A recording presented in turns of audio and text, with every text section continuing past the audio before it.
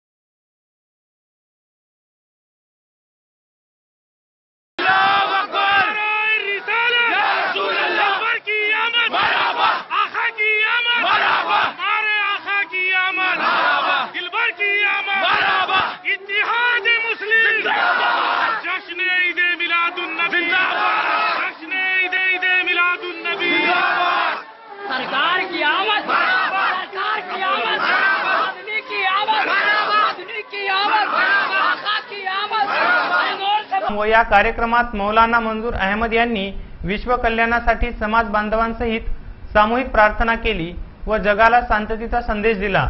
शनिवारी कळमनुरीत ईद ए मिलादुन नबी निमित्त शहरात विविध कार्यक्रमांचे आयोजन करण्यात आले होते। विशेषतः जुलूस ए मोहम्मदीचे मोठ्या प्रमाणात आयोजन करण्यात आले। ईद ए मिलादुन नबी हर्षोत्सव साजरा करण्यात आला। कळमनुरी शहरात मुख्य रस्त्यावर कमानी, पताका, विद्युत रोषणाई, झेंडे व शुभेच्छा फलक लावण्यात आले होते। रजा मैदान येथे धार्मिक कार्यक्रमांचे आयोजन करण्यात आले होते।